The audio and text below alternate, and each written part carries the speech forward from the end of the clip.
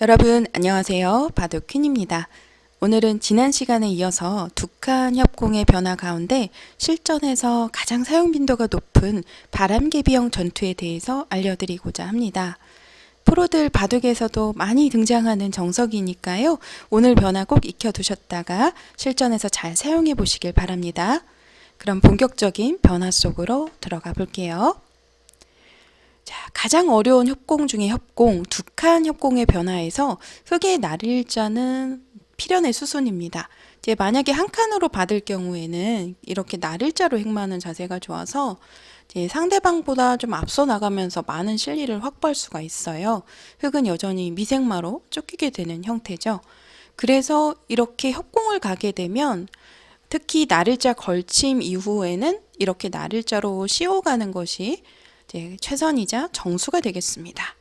자, 이때 이제 두 칸에서는 특히 나와서 끊었을 때가 강력한 변화인데요. 그 이유는 흑이 한 점을 버리기가 어렵습니다. 버린다면 단수치고 나올 때 호구를 쳐서 버려야 되는데 지금 보시게 되면 백돌의 위치가 적당한 곳에 놓여 있어서 이렇게 바꿔치기가 일어났을 때 이제 흑이 101점을 온전하게 가져갈 수가 없는 형태예요. 공격을 한다면 이 정도인데 백도 그냥 자연스럽게 한 칸을 띄어서 자세를 잡을 수 있는 형태가 되겠습니다.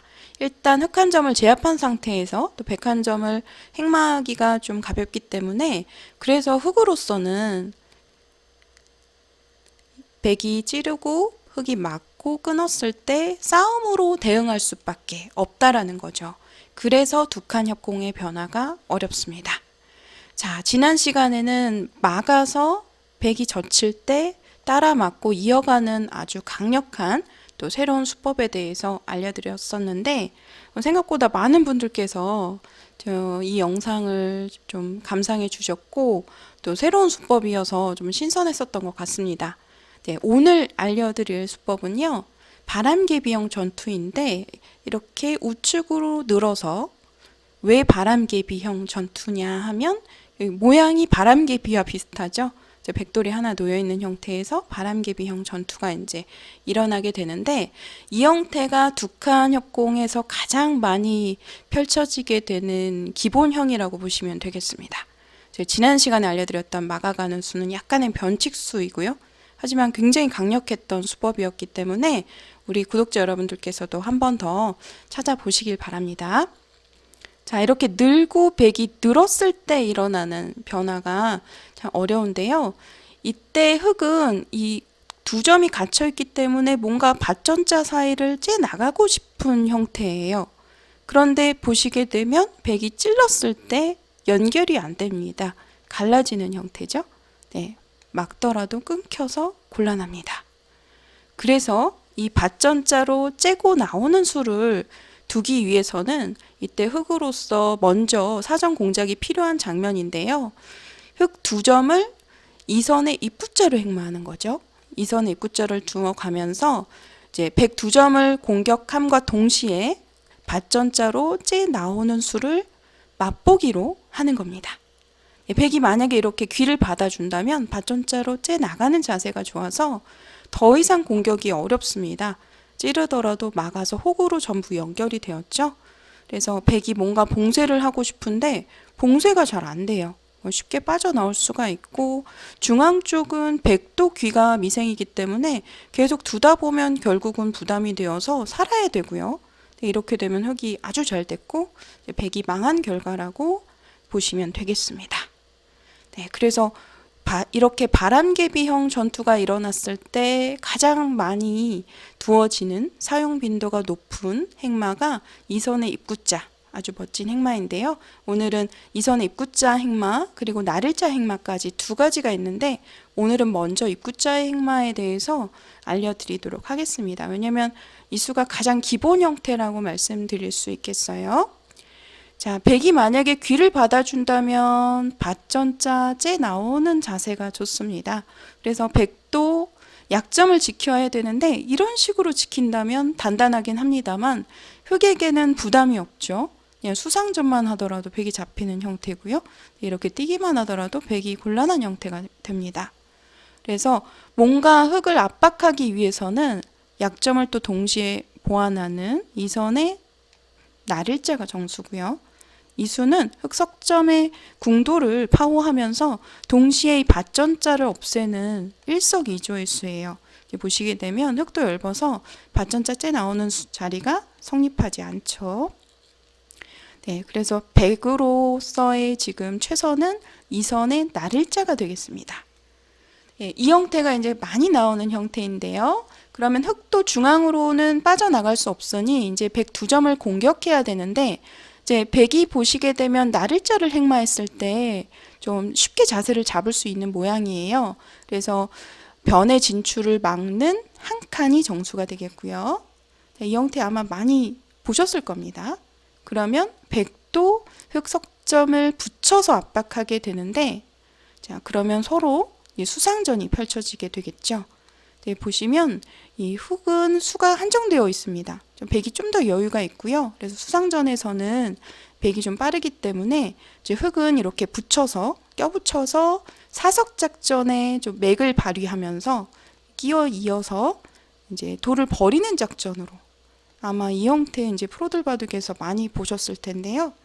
이렇게 단수를 쳐서 따내고 선수까지, 추후의 단수 자리까지 선수가 되겠습니다. 네, 이렇게 되는 자리인데 지금 당장은 단수를 한번 치면 받아주지 않아요.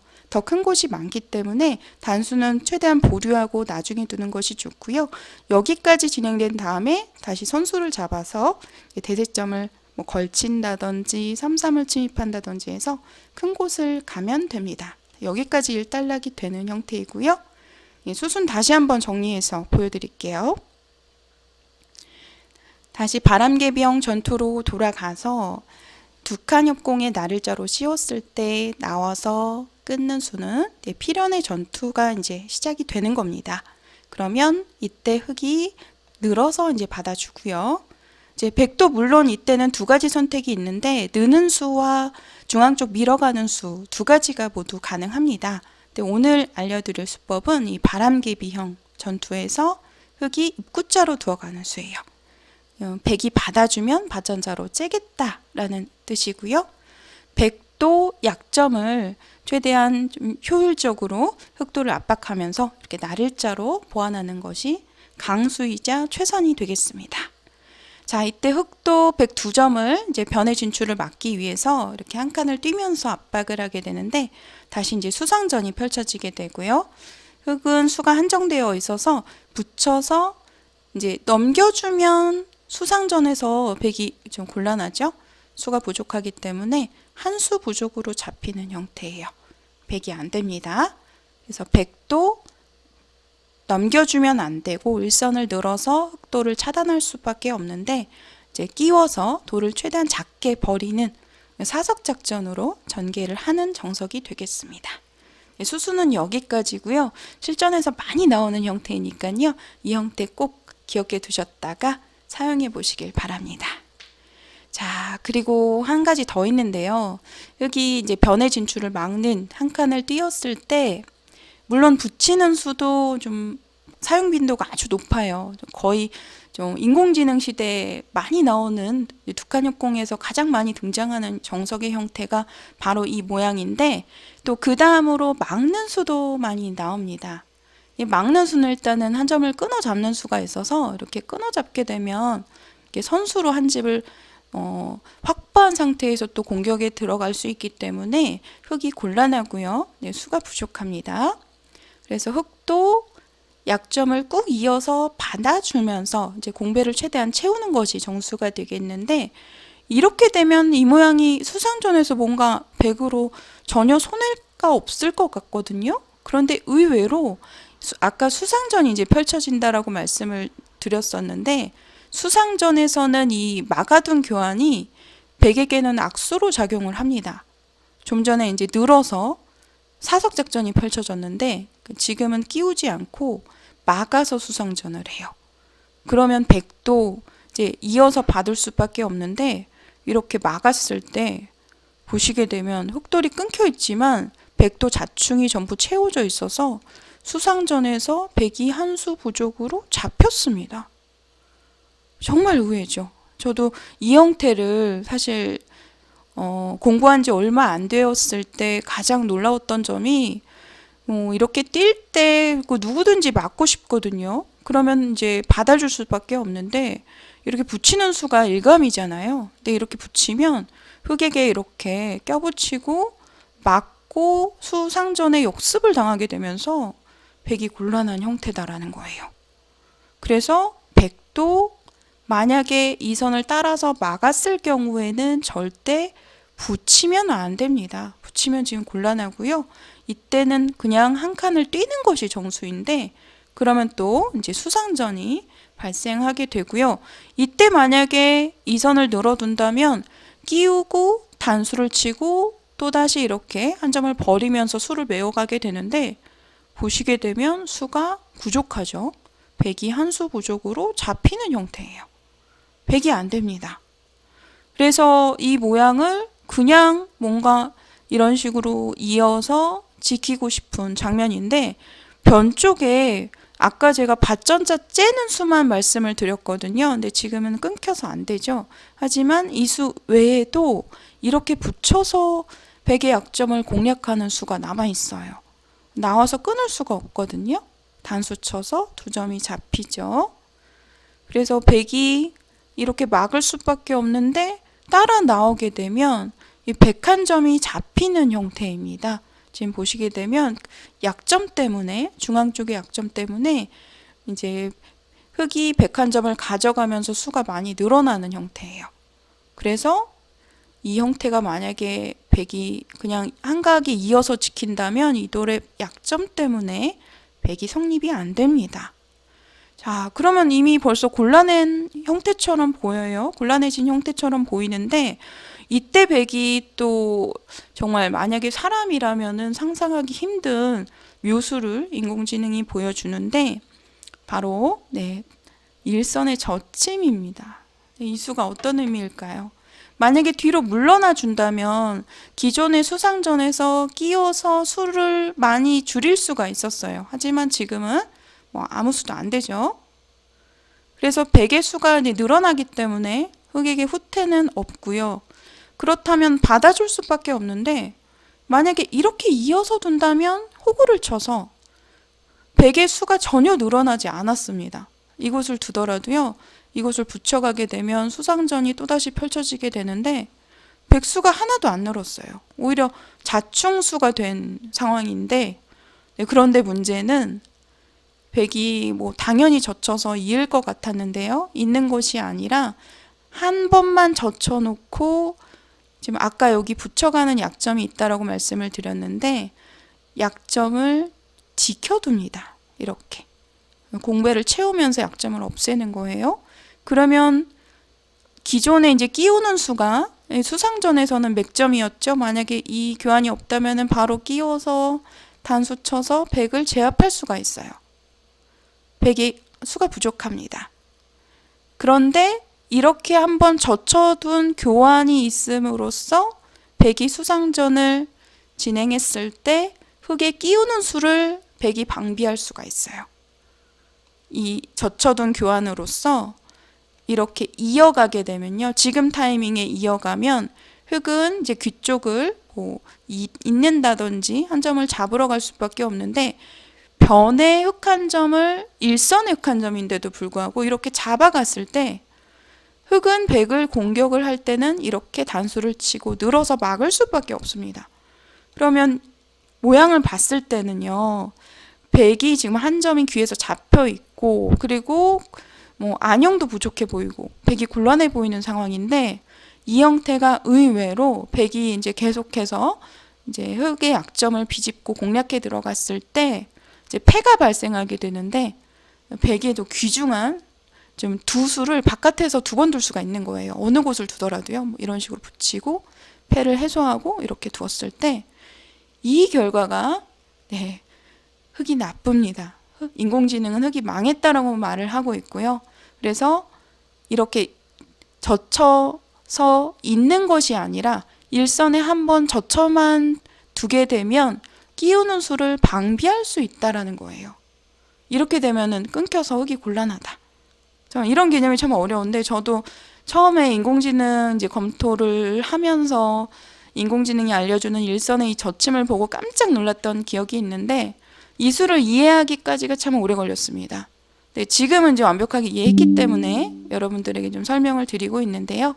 이렇게 이제 저쳐만 놓고 백이 다시 수를 조여가고 흙이 한 점을 따내고 백이 이어놓고 이때도 수상전에서는 이렇게 젖혀가는 수가 좀 좋은 수순인데요. 이 형태는 거의 이제 패에 가까운 빅인데 저도 좀 이 형태를 정확하게 좀 설명을 드리기가 어려운데요. 이 형태 만약에 나오게 된다면 백이 굉장히 두텁습니다. 그래서 흙도 수상전에서는 그냥 젖히는 것이 이득처럼 보이지만 한번 찔러 놓고 이렇게 젖혀서 거의 빅이라고 보셔야 돼요. 빅을 만드는 게 좀 더 유리하고 그러면 이제 여기서 백도 더 이상 수를 조여가지 않고요. 중앙으로 한 칸 정도 띄고 다시 이렇게 두 칸으로 마무리가 되는 이러한 형태가 또 많이 나오고 있습니다. 자, 수순 다시 한번 정리해서 보여드릴게요. 두 번째 알려드렸던 이 한 칸 띄었을 때 막는 수가 상당히 어려운데 막으면 흙도 있는 수까지는 외길이고요. 붙이는 수는 붙여서 수상전에서 안 됩니다. 자충으로 잡혔고요. 백은 이제 한 칸을 뛸 수밖에 없는데 지금 수상전의 맥점이죠. 흙이 치받아 갔을 때 백이 일선을 한번 젖혀놓고 남아있는 약점을 지켜 둡니다. 그러면 이제 흙도 백을 잡으러 가는 것이 아니라 일단은 따내고 이어서 서로 이제 공생하는 그런 결과예요. 한번 찔러놓고 젖혀서 한 칸 띄고 이렇게 두 칸으로 마무리되는 이러한 형태가 실전에서 많이 나오는 또 프로들 바둑에서도 심심치 않게 많이 등장했었던 형태니까요. 여러분들 좀 참고해 두셨다가 잘 활용해 보시길 바랍니다. 자, 마지막으로 한 번 더 정리를 하겠습니다. 두 칸 협공에서 나를자 씌움, 나와 끊겠다라는 의도이고요. 가장 많이 나오는 형태가 바람개비형 전투, 뻗는 수입니다. 그러면 이제 서로 뻗었을 때 오늘 이 입구자의 변화에 대해서 알려드렸는데 실전에서 많이 나오는 형태니까요. 이 형태 이제 가장 기본 변화 한 칸 띄고 붙이고 껴붙이고 끼워서 사석작전으로 돌을 버리는 이 형태는 꼭 기억해 두시고요. 두 번째 알려드렸던 한 칸 띄매 막는 수가 좀 어려운데 혹시 이제 이 형태도 이 모양도 상대방이 도울 수 있으니까요. 이 형태도 기억해 두셨다가 한번 젖혀놓고 젖히는 수는 끼우는 수를 방비하기 위함이에요. 이렇게 되면 수가 부족하기 때문에 한번 젖혀놓고 받을 때 이렇게 수를 조여가서 따내고 이을 때 흙도 백 모양의 흠집을 만들어 놓습니다. 이렇게 여기까지 많이 나오는 수순이니까요. 참고해 두셨다가 잘 활용해 보시길 바랍니다. 네, 오늘 강의 내용은 여기까지이고 두 칸 협공의 변화가 좀 상당히 좀 많은 편이어서 복잡하기도 하고요. 다음 시간에는 이 바람개비형 전투에서 또 날일자의 변화도 어려운데 날일자의 변화도 다뤄보도록 하겠습니다. 네, 그럼 강좌는 여기서 마치도록 할게요. 시청해주신 여러분들 고맙습니다.